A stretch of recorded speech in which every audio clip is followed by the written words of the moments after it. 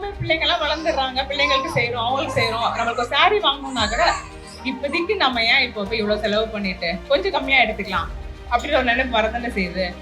அதெல்லாம் வந்து நம்ம இது பண்ணணும்னா கொஞ்சம் காசு நமக்குன்னு எடுத்து வச்சுக்கணும். அது சுயநலம் கிடையவே கிடையாது. உங்களுக்குன்னு ஒரு தைரியத்தை அது எந்த நாள்லயுமே அது கொடுக்கும். பிள்ளைங்கெல்லாம் வளர்ந்து சம்பாதிச்சிட்டாலுமே நமக்கு வந்து நம்ம பிள்ளைங்க கொடுத்தா இன்னும் நம்ம ரொம்ப தேங்க்ஸ் அப்படின்னு சொல்லிக்கிற அளவுக்கு நம்ம இன்னும் மாறல. நம்ம இன்னும் பரவாயில்ல நீ வச்சுக்கோ, நீ நல்லா இருந்தா போதும்பா, உனக்காக தான்ப்பா அப்படின்னு சொல்லிட்டு நம்ம வந்து பேசி முடிச்சிடறோம். ஆனா நமக்குன்னு நம்ம கொஞ்சம் சேமிச்சு வச்சுக்கணும். நாலாவது கடைசியா சொல்ல வேண்டியது என்னன்னா,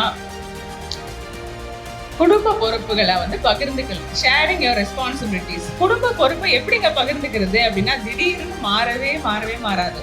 ஆனா வீட்டுல இருக்கிறவங்கள ஒரு வேலை பழக்கி விட்டுருணும். சின்ன பிள்ளைங்க இருக்காங்களா, துணி மடிங்க, மாடியில போய் எடுத்துட்டு வரணுமா, அம்மா வரதுக்குள்ளே மாடியில எடுத்துட்டு வந்துங்க சொல்லியிருக்கீங்களா? நடக்காது, பெரும்பாலும் வீட்டுல நடக்காது. ஆனா நம்ம கஷ்டப்பட்டு காய வச்சப்ப மழை வந்து நனைஞ்சு போயிடும், அப்புறமா நாளே புலம்புற மாதிரி ஆயிரும்.